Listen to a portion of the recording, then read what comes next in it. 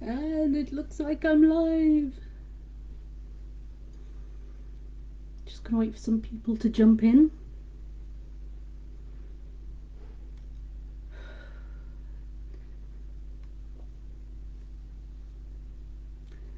So, for those of you who don't know me, I'm Lucy Peace. I write under LP Peace. I write, obviously, science fiction romance, the Renegade series. Um, so I'm going to be doing a live reading and a Ask Me Anything afterwards. I've got some questions set up, ready to go. Hi Tina. Hi Erin. Hi Raquel.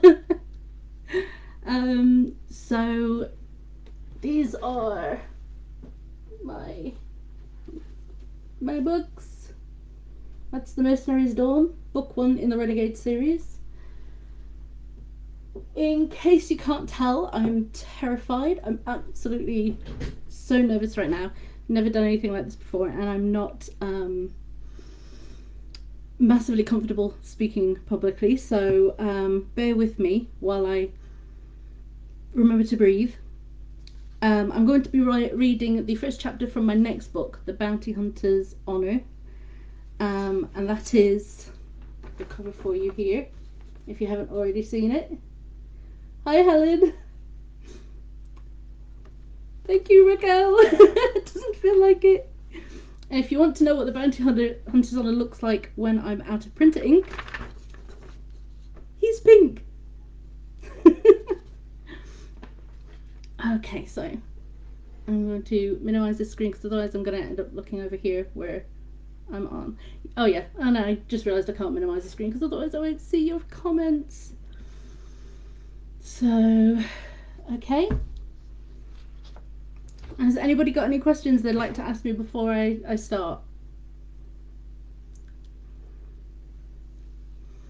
I'll just run through the series very quickly as well.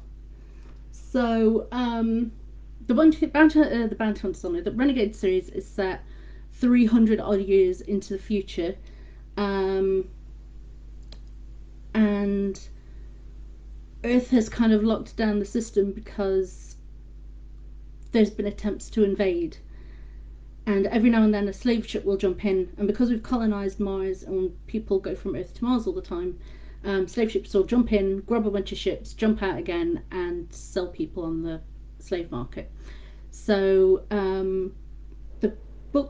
the series starts with the Mercenary's Dawn, and that's set way out into space. And I'm not going to go too much into anything because otherwise I'll ramble. And the first book sets up the series. I tried to write these as standalone books, but really you need to read the series. So apologies for that. My next series is going to be a series of standalone books, but set in the same universe. So this series kind of had to set up my universe. So it ended up being a very interconnected series. So nobody's asking me any questions. Oh wait, I have to scroll. Hi Kelly. Hi Sarah. Yes, it turns out I have to scroll. I did not know that. My first time using this, can you tell? So, if there are no questions, I am going to get into reading this. I'm not great at public reading. I was always the kid who, at school, when they were asked to read, who kind of charged through everything. So I'm going to try to remember to breathe. Okay, so this is the 5th book in the series. It comes out on the 16th, and it's actually, I'd say it's pretty much my favourite so far, except for The Smuggler's Radiant. So I'm going to go into it. Okay, so chapter 1. The ground shook. Oh, I'm going to turn my volume down. Sorry about that, guys. Okay. Hi, kitty. I'm going to say I've got a chipped tooth, and because England is in lockdown, I can't see a dentist until March. So every now and then I'm going to be like, get really self-conscious about it. So just ignore me. Okay. The ground shook. Sophia sat up in her seat and stared out of the fighter's canopy to the desolate world beyond. She watched the terrain outside crack and shake. Lava bubbled up from the ground and swamped a patch of land several hundred feet away. The crack grew longer and headed in her direction. Sophia held her breath and watched. Was this it? Was this the earthquake that would force her to leave? Force her to find a new spot with an engine that wouldn't work and only backup power? She watched as it spread. 100 feet, 120, 140. Smaller fractures broke away, filling with the same lava. She backed away inside the shuttle as though that action would save her if the crack managed to reach her. 200 feet, 250, 280. Fuck, stop, please stop. At 370 feet and change, the crack drew to a halt.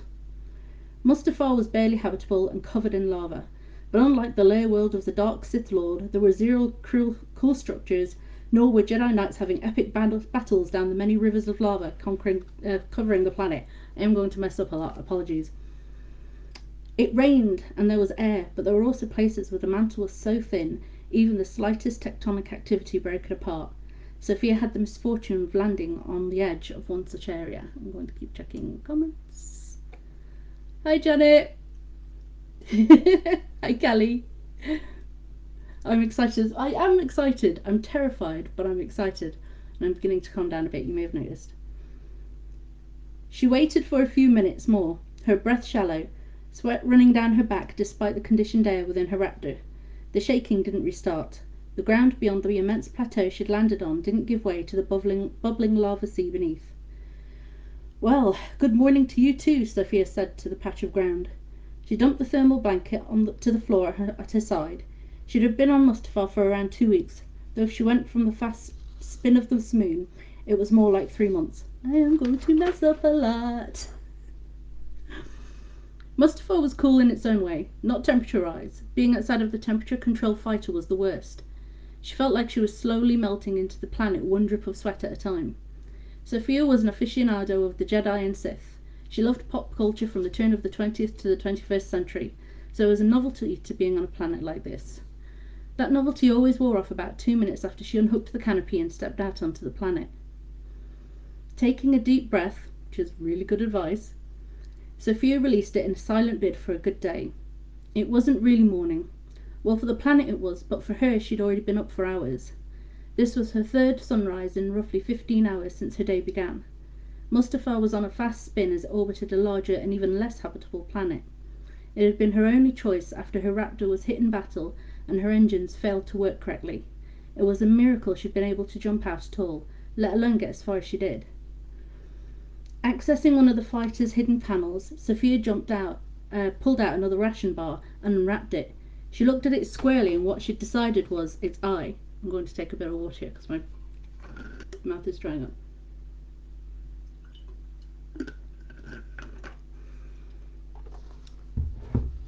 So she looked at it squarely and what she decided was its eye. This is not a ration bar. This is Mama's breakfast casserole with eggs and bacon. With that she bit into the bar. Thank you, Mama, she said, her eyes squeezed shut as she chewed. It wasn't that the ration bar was flavourless. There were whole kitchen techs who worked tirelessly to make this stuff taste good. It's just that the flavour combinations were limited and she'd been living on them for almost 2 weeks. Popping the last of the bar into her mouth, Sophia growled. No matter how much she tried to kid herself, the damn bar still tasted the same. As soon as I get home, I'm going to get Mama to cook a breakfast casserole, she grumbled. Her words were followed by a wave of nostalgia. Sophia sat around the breakfast table with her parents, her 4 brothers, her 2 sisters. Sitting up, she looked at the growing light. It was bright enough to begin, and she would only have this light for 3 hours before the setting sun dimmed it too much to see by. Worse, tonight the planetary conjunction would begin, and she'd be forced to sit inside her fighter for over 27 hours, until the sun rose on a shortened day of a little over an hour. If she didn't find the problem this time, it would be over 30 hours before she'd be able to get back to work.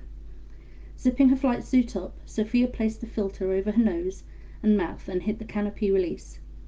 As it opened, she reached under the floor and opened another of the hidden compartments, pulling out several tools. Moving about the fighter's interior, she pulled out equipment that was still utterly alien on Earth, equipment and tools that had been provided to her by the Tessans, and which she'd been trained to use by Kenyon during the 6 months she'd spent on Machios Deseris' ship. I wonder if anybody was wondering about how that was pronounced. So just check comments. Sophia's great. I love it. I'm so pleased you like Kitty. Kitty's one of my beta readers, and she's one of my. I appreciate her feedback so much because she's the person who catches all those typos that several edits, a professional editor, my husband, my alpha readers, and other beta readers just can't catch. She's fantastic. I love Kitty. Hi Sabrina. Oh, hi Dad. Thank you. Um, I I've always been self-conscious about my voice, but thank you very much. She pulled off 3 of the panels and twisted the metal round to the way it had been designed to move. A few moments later it was a toolbox. She filled it with the tools and equipment and stood. Placing the toolbox on the wing, she stepped out and moved over to the broader wing at the back of the fuselage. She used the wing to slide to the ground, then took a few steps back and surveyed her ship. She inspected the double prongs at the front of the fighter. She had taken apart almost every inch of the Raptor so far, several times, and put it back together each time. Because of the short days on Mustafar and the tectonic activity, she couldn't afford to leave stuff lying about the fighter during the nights. She might have to go at a moment's notice. There was enough hazard without the added and unnecessary danger of a partially disassembled ship. Her eyes moved over the fuselage and onto the tail assembly. She'd worked on the engine several times, stripping, examining, testing, and reassembling before daylight fell to dusk. Each time she got a little further into it. Today she was examining the casing around the Denexium core. If she couldn't find anything there, she'd have to wait the full 30 hours to go back and remove the vacuum casing to get to the core beneath. Grabbing the toolbox, Sophia marched to the back of the ship. She set to work immediately, removing the panels to get into the engine itself. The engine was large enough, and she was small enough to get further inside than any of her comrades could. It was this, her intelligence, her ability to adapt, and more importantly endure, that had seen her recruited for this position long before she left the academy. Even when Tara took her first position on Dauntless and Zoe was brought aboard Endeavour, Sophia's training never stopped. It just changed location. She'd been working towards this for the last 4.5 years, ever since they got the comm call telling them Rosie was in the second lot of returnees. Humans had been kidnapped from Earth and Mars orbit for 300 years, but now aliens were helping some of them return, among them Machios Deceres, a Cathan, and his human mate Rona. Immediately they left for Mars, so Rosie was in Persephone City facility, where she spent 2 years not believing she was home, that her Essen master was playing a new sorry about that a new cruel game with her. Mental torture turned him on. Sophia gritted her teeth against her rising anger. She had 3 worst memories in her life. When she was 10 years old and her adored older sister was taken in a slaving raid while visiting Mars with friends. The day she was told Rosie would never recover, and now the day Endurance was attacked. Sophia placed the tool she was using to disassemble a power exchange and wiped at her face angrily. When she retrieved the tools, the tears were still there, blurring her vision. Worse, the screws holding the exchange in place wouldn't budge. Pushing aside all thought of the ship and her crewmates, Sophia growled as she pushed the screwdriver, twisting it with both hands and all her strength. When it finally gave, her hand slipped. The back of Sophia's right hand slapped against the sharp edge of the power exchange. She felt tender skin give way against hard metal. God damn it! Blood splattered over her face and neck and her hairline. Son of a fucking bitch! Excuse me for the swearing. Sophia crawled out of the engine and back into the rock of Mustafar. In the orangey red light, she turned her hand over to look at it. Fuck! Bollocks! The pain was deep, and the pain radiated out through her fingers and down her wrist into her arm. God fucking shit! She stared down at her arm, focused in the anger. Anger was good, better than grief. The grief was beginning to cripple her. Anger would drive her. Teeth gritted, she walked over to the cockpit and grabbed the medkit just inside. She quickly bandaged up her hand, focusing on the rolling, seething mass of anger inside her. God, I'm sorry. It was in the heat of the moment. She looked up at the orangey-brown sky and the dim yellow sun beyond. As soon as I get back to the priest on Endurance, I'll go to confession. I promise. Sophia took in several heated breaths through her filter. She had a ritual back on Earth on the rare occasions that her anger got the better of her. Taking in a deep breath, imagining that it was blue and the rage inside her was red. On the long exhale, she would imagine the blue was now purple as it slowly bled her anger away. It was a little harder to do in the excessive heat of the lava planet. Still, when she finally stopped, the heat of her anger was gone, leaving the drive and determination behind. Turning back to the engine and where she'd lost time, Sophia worked to disassemble as little of the engine as she needed to access the core casing. She turned the headlamp towards the shell and inspected it with her eyes. Fuck. Nothing. There was nothing there. If there was nothing there, Sophia would have to reassemble the engine and wait out the 30 hours, hoping the tectonic activity would remain stable enough. Something silver glinted off the lamplight, surrounded by the black of the amok casing.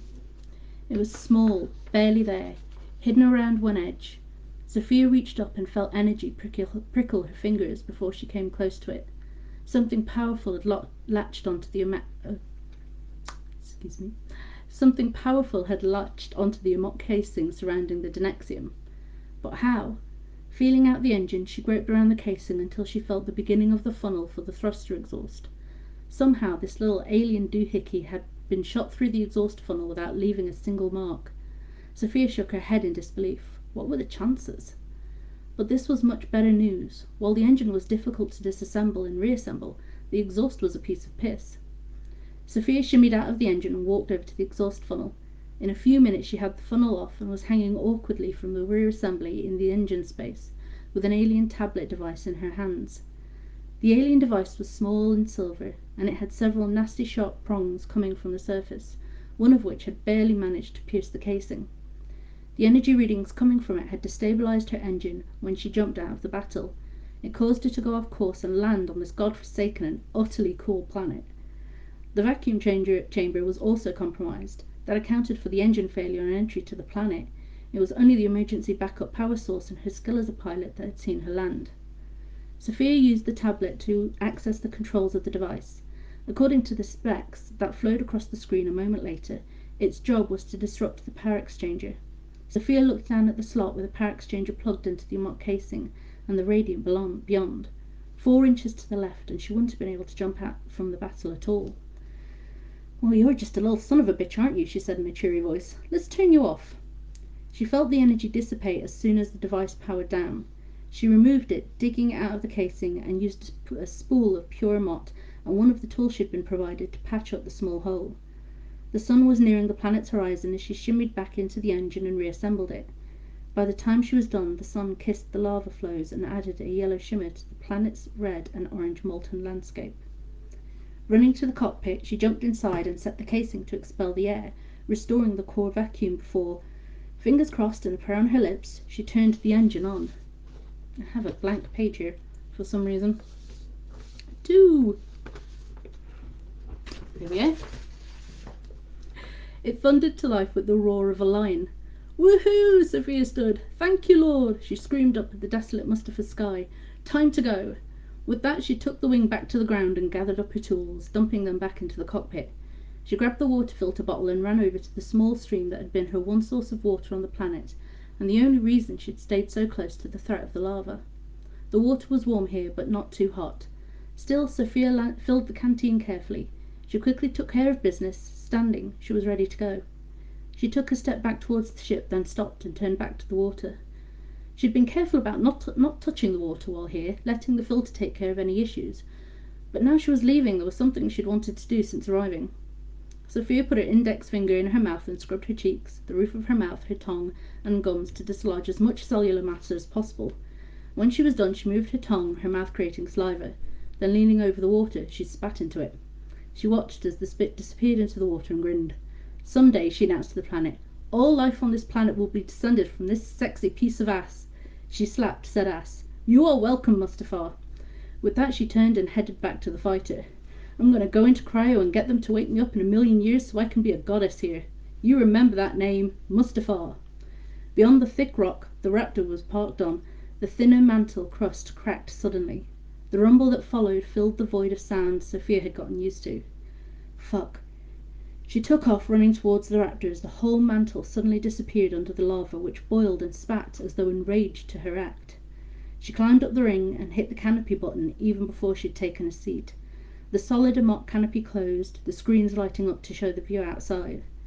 Sophia switched on the engine. She didn't have time for checks, didn't have time to go through her pre-flight routine. Instead, she got the ship powered up and took off even as she was still strapping herself in, her tools all over the floor. She switched one panel of the screen over to the view below her. The lava was spitting higher and higher. There was some kind of pressure and it was about to erupt. Only, this wasn't a volcano, was it? It didn't look like a volcano when she'd sat down. It didn't look any different from any other patch of the moon.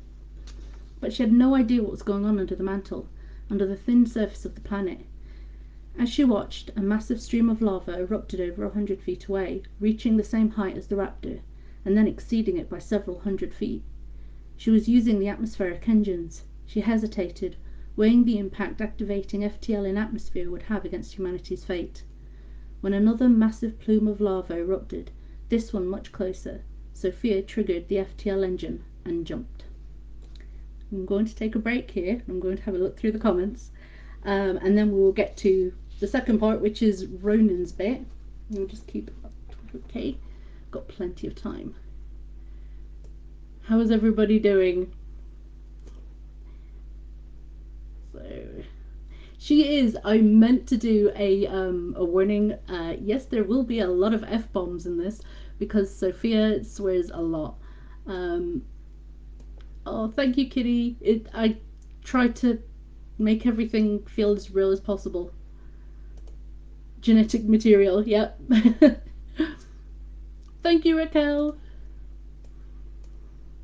So I'm going to just take a couple of minutes break and breathe because I started to not breathe there. So if anybody's got any questions, just pop them in the chat. But I've also got some questions here, courtesy of Cassie Keegan. So I'm going to read out a couple of these and answer them and keep. Look at this. Thank you, Mary. So she asked, what prompted you to become a science fiction romance, to write science fiction romance? I've loved science fiction since I was a kid. Hi, Cecilia. My mum was a massive Star Trek fan in the 1960s, and I grew up watching Star Wars every Christmas and watching the scant amount of science fiction there was in the 80s and 90s. And I'm a terrible romantic, and I had no idea science fiction was a thing. I've read contemporary romance. My mum used to read Mills and Boons, and I read some Mills and Boons when I was a kid, like 15 onwards. But I wasn't really interested in reading or writing contemporary romance after about, I don't know, in my early 20s. So when I was trying to decide what to write, I'm always going to write a fantasy and science fiction.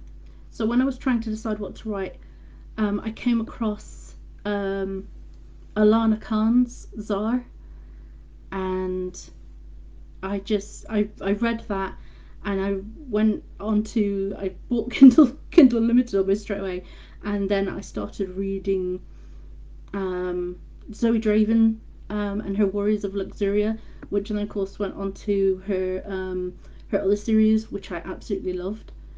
And I knew almost immediately that I wanted to write it because it was perfect.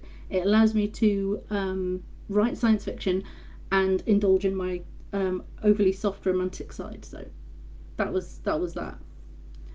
Hi Cassie, I'm reading out some of your questions. Thank you so much for putting them in the group. So let's see. Was there an author that inspired you to start writing? It's really difficult to say. I mean, I always read when I was a kid. I consumed everything. I read cereal boxes on the table when I was a kid. And I grew up in Ireland, and I grew up in a Catholic family, and we read a lot of biblical stories when I was a kid, and then fairy stories. But I mean, I think the first author I read and I knew I wanted to write fantasy was Piers Anthony and his Xanth novels. And then I wanted to write science fiction, but I thought you needed like a science degree or something. And then I saw some woman writer on this interview one time back in the 90s say, you don't need to be a scientist to write science fiction, and you don't need to be a man to write science fiction. And it's strange that you need to be told these things, but sometimes you just do. And as soon as she said that, I was like, yeah, I'm going to definitely write science fiction. But I also love writing fantasy as well. So, what is your favourite piece of technology from your books and why? Um, I love, so like that in that scene where the canopy comes down over Sophia's raptor and it's a black solid casing, but there are screens on the inside. I love that. To my mind, the stresses of space travel, traveling at faster than light, and then I have jump gates in my world as well, so people jump from one place to another, and the forces on their ships are extremely, um, well, they're extreme. And a Mott has this unique capability where any energy introduced to it makes it stronger. So the force of FTL flight, the force of the jump gates makes it stronger. But then you need the screens so that you can see. And so it's not so much the amount I enjoy, though I do. It's people are able to like, hey, look at that little bit of screen. I'm just going to pluck that out, and it's a little hologram, and they can interact with it, and then they can do things. And I just this little detail, this little work, a bit like Tom Cruise in Minority Report when he's doing all that stuff with the screens. I love that. That's my favourite. So I'm going to save the rest of these for after. Catholics for the win. Um, you're probably going to hate me now, Kitty. I'm now an atheist. I'm sorry, but I have a lot of family who are still very religious, and I respect religion. I respect people's right to religion. I respect what people believe in. I think I think respect is a basic thing. To me, it is anyway. So I'm going to drink some water. I'm going to calm down a bit again because I've gotten a bit excited. And I'm going to get on, and this is going to be Ronan's half of the first chapter.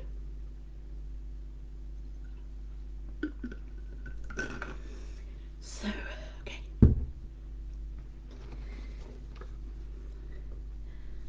The warm yellow of the Tilka plant's flowers were cooling. They would grow the secondary orange buds soon and then pollinate. Ronan wasn't much for flowers, but the warm yellow reminded him of the atolls where he spent much of his time when he was back on Keris, his homeworld. It also brought a bit more colour to the brown, grey and olive tones his mother had insisted on decorating his ship in. Ronan would have left it as it was, but his mother had insisted, and it wasn't worth the argument. It did make the place more tolerable to live in, he acknowledged grudgingly, as he looked around the one-room living space. His mother had divided the space up in a comfortable and homey way. The back of the cabin was his bedroom with built-in cabinetry. A long waist-high chest of drawers divided the bedroom from the small living and dining area. On the narrow end of the room, a small galley filled every need Ronan had in terms of food and drink, as well as hiding a medicine cabinet. Behind that was a small two-man cockpit. Ronan walked from the main room through the bedroom, past the escape pod and bathroom, and crossed the small hall into the cells. There were 3 of them. Each was a small bathroom. Ronan wouldn't be using them for this job, hadn't used them yet, but he was ready. He was more than ready. He was eager. Eager enough that he'd practically worn a track in his ship from the number of inspections he'd done. 5 solars ago, Ronan had helped a group of ex-slaves escape recapture. The head of his unit of bounty hunters knew the ex-slaves were free under the law, and while they weren't in IGC space, they still had to operate under IGC laws. Ronan had done the right thing, but it cost him. Ronan shook off his past and stepped into the main room. All of that was over now. He'd worked hard to regain his license, finding the right kind of ship, getting hold of the ex-military armour to replace his formal insurgent's uniform, vaulting every hurdle and barrier placed in his way, including the mark on his honour when insurgents spread lies to save face. Even his teammates who had agreed with Ronan's actions faded away, too terrified of losing their jobs and reputations to stand with him against the lies. He would never regret standing with the ex-slaves, in particular the small, brave human Sarah and her charge Anne, who had been the real target of the mission. He would never regret helping them, but he had paid dearly for it. A few rotes ago, Ronan was called to a private meeting with the Fidith representative to the IGC. Ella was the person who approved licenses for bounty hunters. A little thing just popped up on the screen and I was worried there that it had chucked me out, but it hasn't. Illa was the person who approved licenses for bounty hunters and mercenary forces, and had approved them on the spot. Not long after, Ronan received a call from the Bentari representative. He was given general coordinates where he was told he would find an alien ship from which he'd been told to retrieve a data packet. Something about the mission didn't sit right with Ronan. It was the same feeling he got when he'd boarded the Bentari ship 5 years ago with his comrades. He shook the feeling off. He had a job to do, and this job would lead to others. It would lead to the restitution of his reputation and him reclaiming his career. Nothing else mattered. Whatever the job was, he'd do it and be grateful he was given the opportunity in the first place. A proximity alert sounded, drawing Ronan from his musings and into the cockpit. All of that was a long time ago. It was a new beginning now, time to leave the past behind and move forward. They had reached their destination. Ronan was caught off guard by the thought. No, he had reached his destination. He swallowed against the force of memory, of camaraderie and friendship, the excitement of going on the hunt with close friends. Even further back, the camaraderie he had felt before battle when he was a Parisian army member, sequestered to the IGC. That was long before he'd retired to take up bounty hunting. They were different days, a different era, a different Ronan.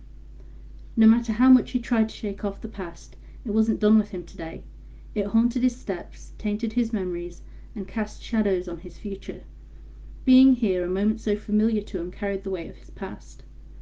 Sitting at the console, Ronan dropped the ship from FTL and ran a scan of the area, and almost immediately found the energy signature had been given.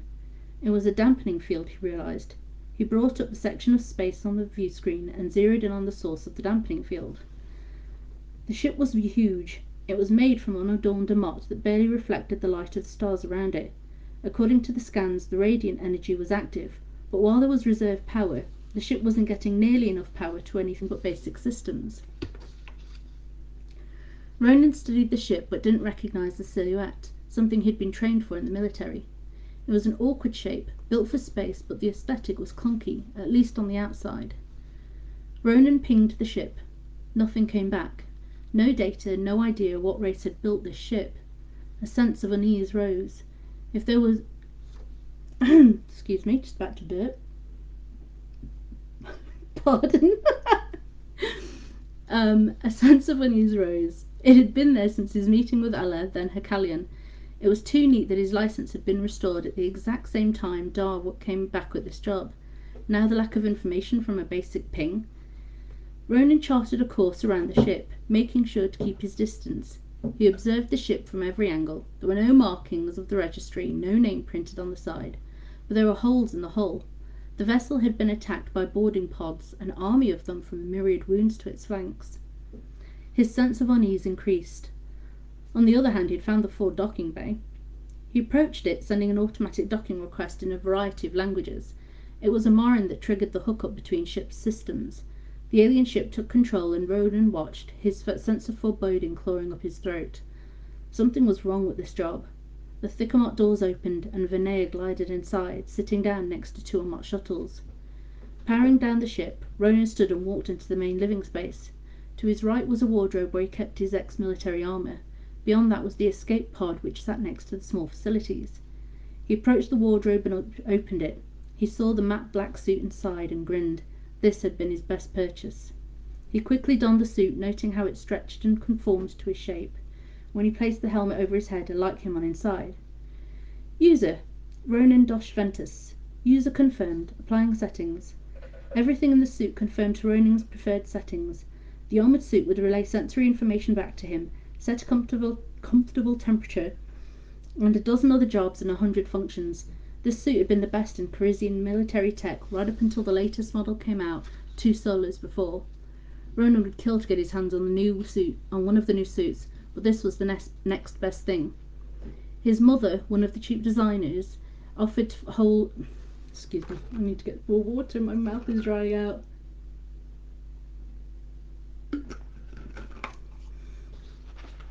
How's everybody doing? Cintra's brilliant. I love the suit. The suit is fantastic. Thank you, Cassie. Thanks, Cecilia. What is that, Sarah? All I've got is like the hashtaggy thing. I'm not sure what that means. Anyway, I'll get back to it. Ronan would kill to get his hands on one of the new suits, but this was the next best thing.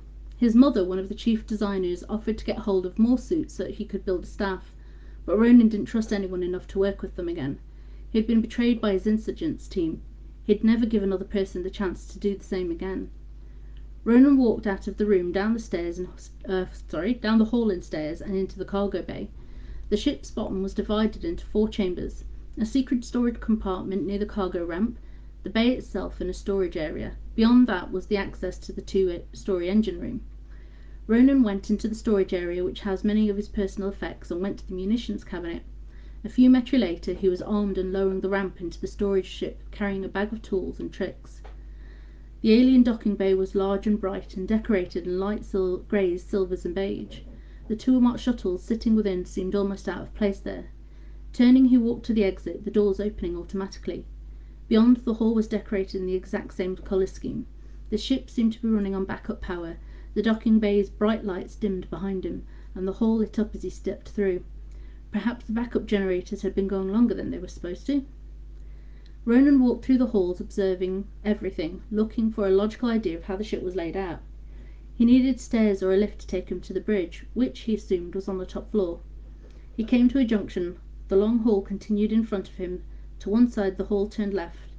There was a small hole with a curiously odd thin set of double doors at the end to his right. May have to rejig that a bit. As he approached, the doors opened automatically. Inside was a lift. Okay, so there is some logic to this ship. Inside there was no control panel of any kind. Bridge. Nothing happened. Sintra. Ronan. Translate my spoken language to Amaran. Translate my spoken language to Amaran. A small chime announced in the suit. Done. All spoken language will be heard as Amaran. Bridge. The lift took off.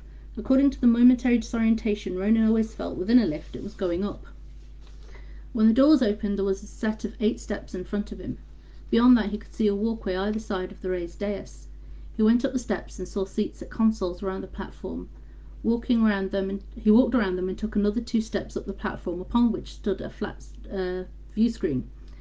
It looked like some kind of tactical station. In front of the platform was a chair pointing towards the main view screen. The captain's chair?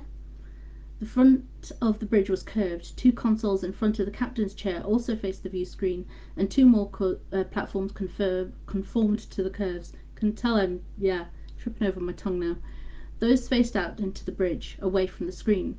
A chair on each showed they were active workstations.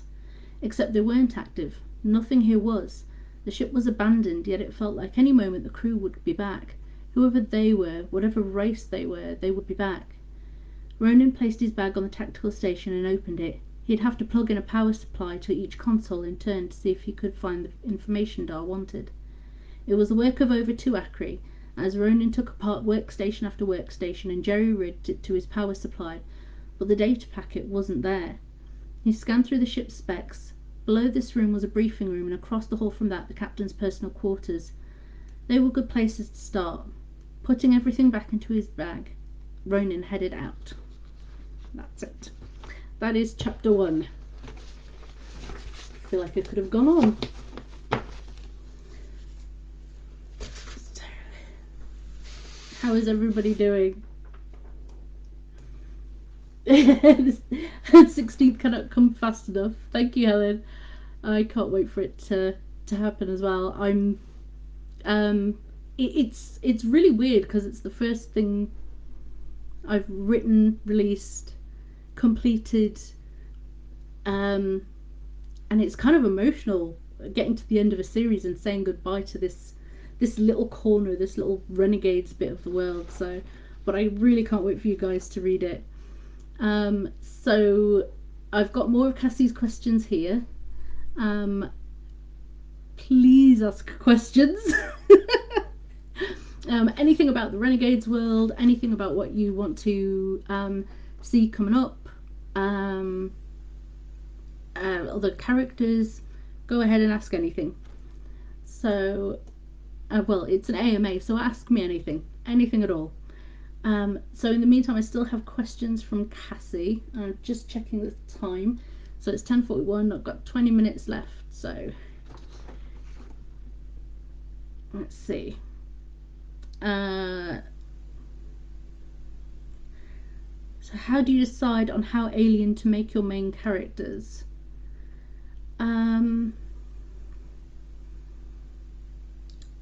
So I'm not quite sure about that one. With the first race, the Mercenaries Dawn, the answer was really simple because of how they were created. And I'm not going to say how they were created because that's a major spoiler for the book, and the series as a whole. So, I mean, with the rest of them, I'm a big Dungeons and Dragons fan. I play Dungeons and Dragons. I'm involved in a couple of games, though we're taking a break during lockdown because it's no fun on the internet doing it. We prefer to get together. So I was inspired a lot by things like tieflings. I'm also inspired a lot because I'm a Star Trek fan. I'm a Babylon 5 fan. I've just started rewatching that series. So it's watching an episode of a TV series and thinking, cool, he's a bit nice. I wouldn't mind reading about him or writing about him. So it's different things. It's different things. It's being a big fantasy fan. It's being a big science fiction fan. This is the reason why I ended up writing science fiction romance. I didn't realize how much I loved those kind of things and how interesting those kind of things until I read the words at the end of one of the first science fiction romance books I read. I read in the author's note, if you're not a member of Romance with Aliens That Look Like Aliens, join now. So I did. So those words were very inspiring. Thank you, Kitty. Which hero heroine gave you the most trouble to write? That meowing is my cat Harley. She's very demanding. And because I'm up, and it's 10 o'clock, it's almost 11 o'clock over here in the UK, and I'm usually in bed by now, and because I'm up, she's decided she's allowed to go out, which she's not. I'm just clearing off the stool at my side so she can jump up and lie down, and that usually calms her down. So the hero heroine that gave me the most trouble to write.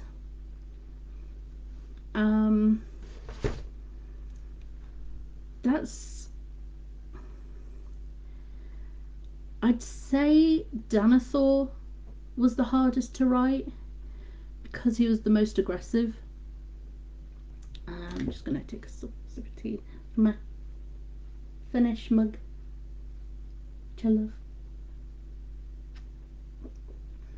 And it's not just that, but when you start writing books and people say, I really loved this book, I really loved this character, and all of my characters, they're alpha males.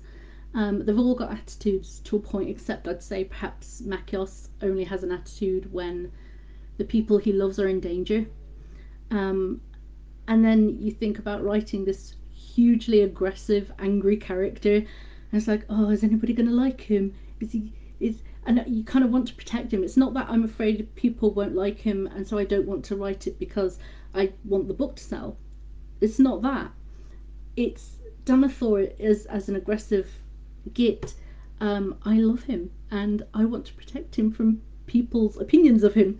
So it was really hard to write him because I wanted to write him true to his character as an aggressive person, but at the same time, I kind of wanted to protect him from people saying, oh, I hate this character, he's such an asshole. So yeah, thanks, great question, Raquel. You make me want to kill Dar very slowly and painfully. Please tell me he gets his. Well, you're beta reading my book, so you tell me. I'm going to leave it at that. Are you a very disciplined writer, or do you write when you are feeling inspired? So that's from Patty Masberg. I'm quite disciplined. There was this writer who said, I only write when I'm inspired, and I make sure I am inspired at 9 o'clock every morning. And I'm pretty much of that opinion for me, but writers have to do what's right for them. Each one has to do what's right for them. But if I'm not disciplined, if I don't get out of bed, here she is. Here's Harley. Okay, will you calm down now, please? If I don't get out of bed and get in front of the computer and start writing really early, and she's jumping on my desk, and start writing really early, then I don't write. So I'm trying to keep a very tight schedule. I've got a lot of books planned to write this year because I suffer from seasonal affective disorder. I'm pretty sure I was meant to be born a bear so that I could hibernate in winter, but that never happened. So I get really tired and really de-energized. Not every winter, it depends on how bad the light is and it depends on how bad winter is, but this one was really bad, and so I'm trying to get as much writing done this year in spring, summer and autumn so that I can be as slow as I might need to be during winter, and if I can be faster, great. So yes, I'm disciplined. I'm very, I have to be disciplined. So let's see. Nice cup, thank you very much. I absolutely love this cup. And there's a version of it with Danathor on it that Raquel has, that she won in a competition on my reader group.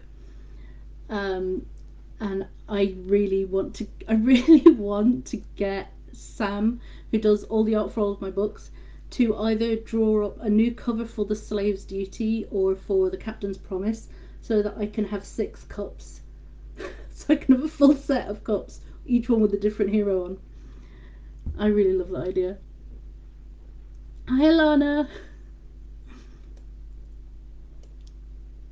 Oh, so Lana said that's really working with a handicap.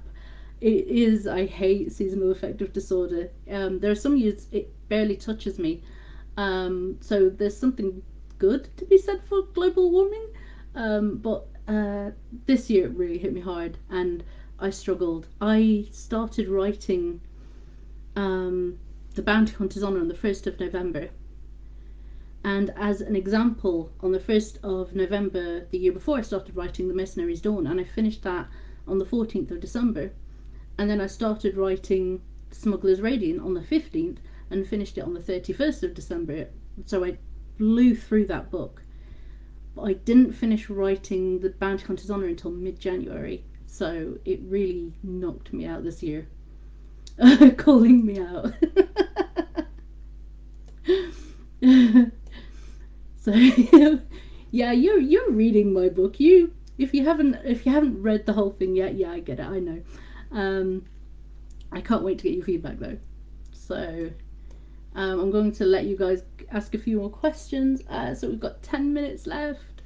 And in the meantime, turn to Cassie's questions again. How steamy are your books? Steamy enough that I can answer 2 questions. So you also ask, so where is it? What do your friends and family think of what you write? My husband loves it. He is my first editor, my first reader. He's a writer as well. He's just gotten a 3-book contract, and I am super proud of him. And he's a really good writer as well. He's a really good writer, and he's a fantastic editor. Um, I have 2 sisters that are really proud of me. One of them went into work and bragged, and I was like, my books are really filthy, please don't do that. I don't want your friends knowing that I write these, because it's alien romance. They probably aren't going to be interested in it. I like to believe that's changing. That it's, as more science fiction comes out, more and more people are going to be interested in it. But how steamy are my books? Um, a lot more graphic than I intended them to be. So very steamy. Probably under the cusp of erotica, but very, very steamy. Um, so, why write science fiction romance and not just science fiction? I do write science fiction as well, and I also write fantasy. Um, I am an incurable romantic. Um, I'm the girl, or was the kid, who always just wanted everybody to be happy, and I still do. And so, writing a happy ever after, um, it's my wheelhouse, as they say. What is your favourite quality in a main character? Complexity. Um, I like characters who have different levels I can explore, not just as a writer but as a reader. I really enjoy characters who are damaged. Um, I've always said that I'm far more evil to the characters I like than I would be to the people I hate in real life. So let's see. Alana, yeah, I'm so proud of him. He's awesome. I'm going to be. He's been one of my biggest supporters as well. So he tweets out and stuff about my books all the time. So when his book comes out, I'm just going to be doing the same. Sam is awesome. Her work is incredible. Not just because in fact, I'll get a book. Let's see. Um, Not just because she chose. I trusted Sam to do this, so she chose everything except this little thing, which was going to be a bigger deal. There was supposed to be another book. The Slave's Duty was supposed to be a full length book, but it didn't fit into the overall arc, so I had to turn it into a novella, which I'm still a bit sad about. So this was going to be a big deal in this round thing that I can't was going to be a big deal in the Slave's Duty, and then it never happened, and now it's like just oh god, that's there. But everything else she did, she designed that as well. I still love it, even though it hasn't got the meaning it does now. But also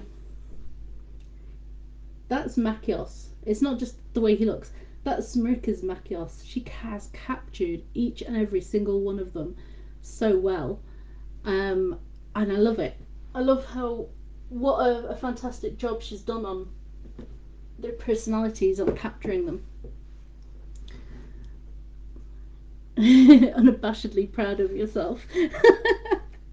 I'd love to be. I've got too many neuroses to be unabashedly proud of myself, but I have to admit I am proud. I'm proud of that. I've written 5 books, put them out, self-published them, um, and have a coherent arc for my story. That's always nice. Um, that's cool. Do you ever fashion a character based on someone you know? So that's Patty.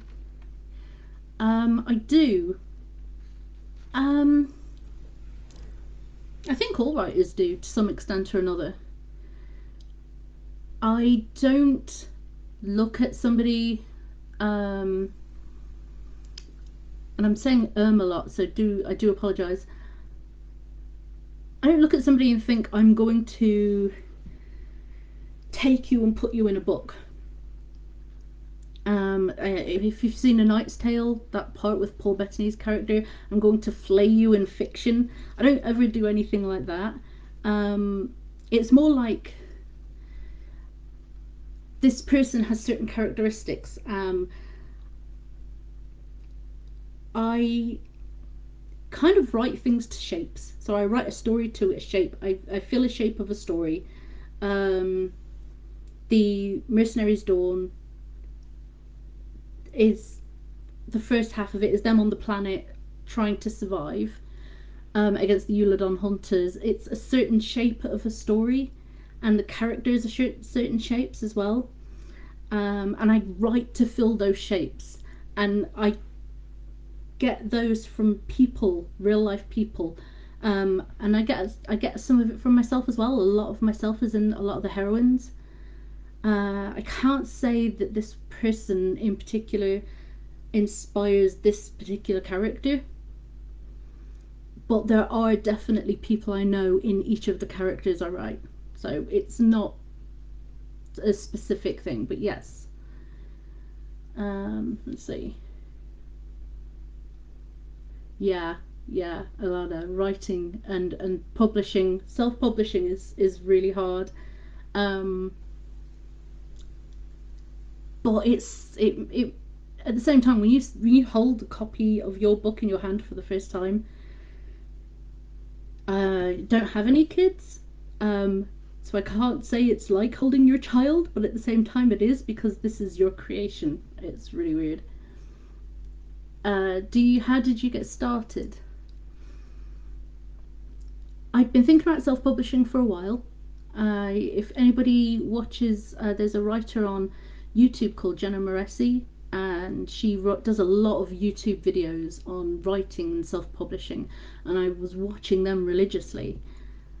And like I said, I read Alana Khan's book Czar, and knew that that was the genre I was going to self-publish. I would like to at some point try and be traditionally published, if for just the reason to have that as a little feather in my cap.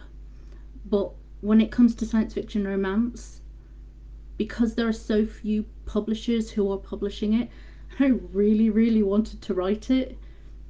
I knew that there was only that way. So, how getting started? It was just that. It was deciding to do it. It was deciding to do it, watching videos, finding out what apps there are out there. It's 58. Oh no. Finding out what apps there were out there to help and support you as a writer for promotion materials and for self promotion and things like that. If you want to talk about it further, Cecilia, if there's something you're thinking about doing, I'd be happy to chat with you in DMs.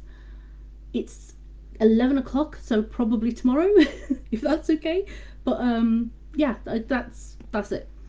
Do you dream about your books? Ah, I wish this question had come earlier. The Mercenaries Dawn started as a dream. Um, and in the dream, it was about my husband and I. Hundreds of years into the future, we had been experimented on and um, separated, and he found me, but he didn't know who I was because his memory had been wiped. So it started as a dream. I dream in stories quite a lot, and I loved that dream, and I loved the romantic elements of it. So I decided to write it as my. Nothing better than holding your book for the first time. There really isn't. So we've got 1 minute to go. I'm going to have to end this. It's gone a lot quicker than I thought it would. I was terrified, so you guys have made this absolutely amazing. Thank you so much. I know a lot of the writers have said you're the best fan group. You are, absolutely, hands down. You're brilliant. I love you guys so much. Um, so the next writer I'm going to have to finish is Kendra Moreno. She'll be up now, so stick around for her. Thank you. Thank you, Tina, and bye bye.